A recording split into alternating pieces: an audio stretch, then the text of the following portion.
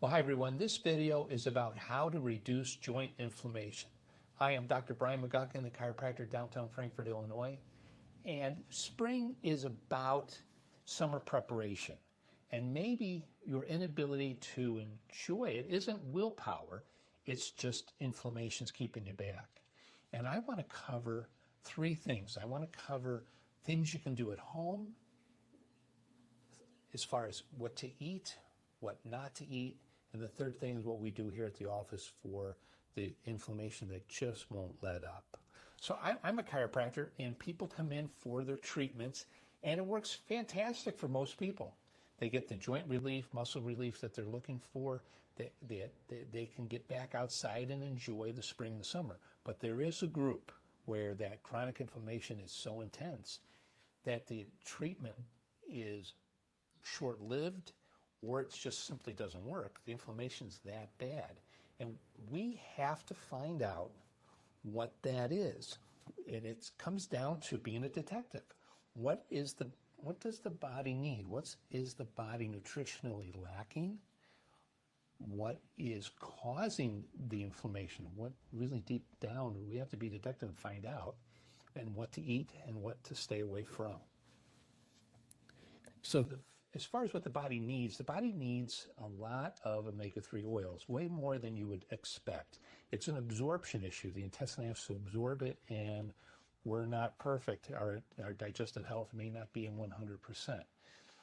So salmon and Arctic char are the most common sources of food for omega-3 oils. English walnuts have it. We've used vegetarian supplements and gotten good results with those. And then we use a purified, all the mercury is completely removed and the PCBs, but also in these special supplements that we use, the oil is actually packaged in nitrogen so it doesn't go rancid, it doesn't oxidize, you don't get the fish burps, that kind of thing. They're really, really clean pills. Now we see a significant reduction in inflammation when we use omega-3 oils.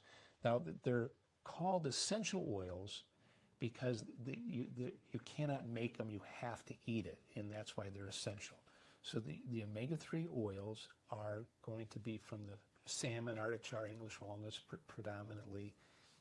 Our American diet is very high in what's called the omega-6 oils, and it causes an imbalance. So in testing, when we test our inflammatory patients, we want a ratio of less than 4-to-1 of omega-3s to omega-6. We want that ratio to be a 4-to-1 or less ratio. That's when we see significant reduction in inflammation. With the patients, as far as that inflammation goes, that chronic inflammation, we do really, really well when we get that ratio. So the next one is vitamin D. Now vitamin D, it functions as a hormone, and it's specific to the immune system. Now that's really, really important because that's part of this inflammation that won't go away. Now in laboratory testing, we also check our patients for this very diligently.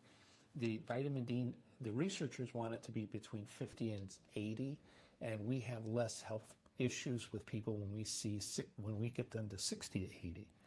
So that's something we also test on all our inflammatory patients. Now, why that's so important is the immune system is responsible for this pain that won't go away. It's the inability to remove cells that aren't functioning properly or are injured or damaged. That inability to repair ends up being inflammation. So why is this happening? And this is part of our detective process that we have to get to. But it's going to be determined by the omega-3 oils because that lets the cell wall breathe. Nutrients can come in, bad guys can come out, the toxins can leave, the cells can function like they're supposed to, they can repair themselves. So if the omega-3 oils are low, then the toxins build up, and that's going to be heavy metals, aluminum, arsenic, cadmium, lead, mercury. Those are the most common ones we see. And then environmental pollutants that we breathe in, again, that we don't get rid of, and they store in the cells, and they cause dysfunction, which leads to inflammation. So what can you do at home? That's where I want to start with now. stay away from fats as much as you can. It's summertime. We're going to have fun. This isn't the end of the world. We're going to enjoy this summer. But in between a social event, nuts are high in fat. Now, the English walnuts have our omega-3 oils. The other ones just taste good. It's not that they're not good for me. It's just that I need to reduce my fats to get the omega-3 oil levels and a better balance.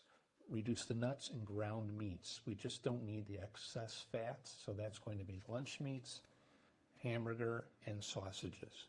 Dairy products are high in fat, so we want to dramatically reduce our cheese intake.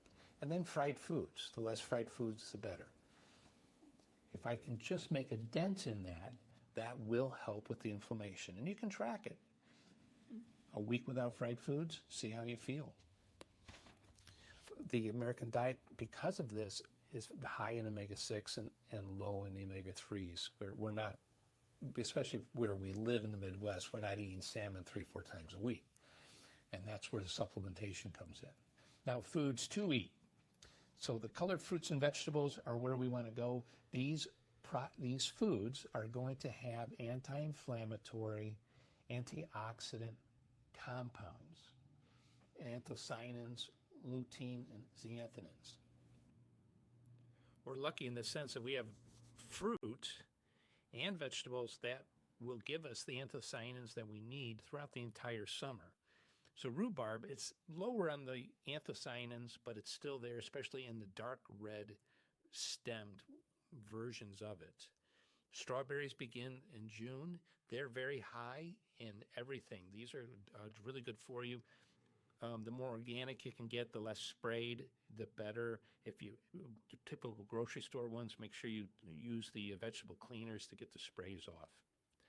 Cherries are the end of June. They're all over the place, but especially up in Traverse City, they have the Cherry Festival, something to check out, and they're high in everything that we need. There's black raspberries. Now, these are the end of June, and they're completely different than blackberries, which are the middle of July. You can tell the difference. The blackberries are really big, and they have many, many thorns, so it's a lot harder to get. And the flavor can change based on the temperature and based on how much rain we get, but they can be very sweet with the right temperatures. Blueberries end of July, middle of July, and then elderberry is the end of middle end of August, and you want them ripe. If they're not ripe, they can make you intestinally nauseated. Grapes, the end of August. Michigan's full of grapes, and then if you're north, it's going to be cranberries. So we have a good season of these that can protect us, but we have to make it a habit. You've got to do it. You've got to create a dessert, create a recipe that you like to use them. So if you have any questions on cooking or what would be a good recipe, send me a note and I'll chase that down for you. Now, what's not in our area, it's going to be in California, and that's going to be pomegranates, but these are very, very good for us. You can get the pomegranate juice that's already in a container, but what you could do with this is you open them up and you put the seeds on a salad. You can eat the seeds by themselves, and these taste great, and they're extremely good for you.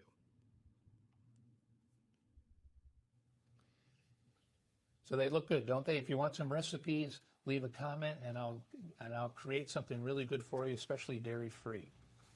So if you watch this video this long, chances are you've got some inflammation, and it's not going away. And it's worth looking into. There's 3-4 things that it causes it. Is it a delayed onset food reaction? There's immediate allergy reactions, and those are true allergies. We eat something in 20 minutes, you have a difficult time with breathing. That's an immediate reaction. They're called IgE reactions. But then there's the delayed reaction. It's 2 hours to 4 days later with a 3-week trail. And the problem is we're creatures of habit. We have the same thing every day for breakfast. And 3-4 days later, we have an elevation of white blood cells, and they're reacting. It's a T lymphocyte reaction, is what it is.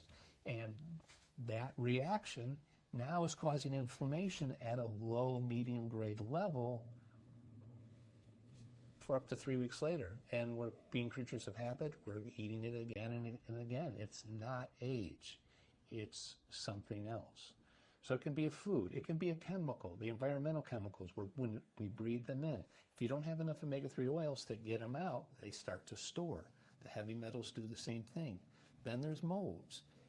If you add this up, I can't relieve myself of these toxins. The toxin burden builds up. Cells don't function right, and the immune system doesn't know what to do.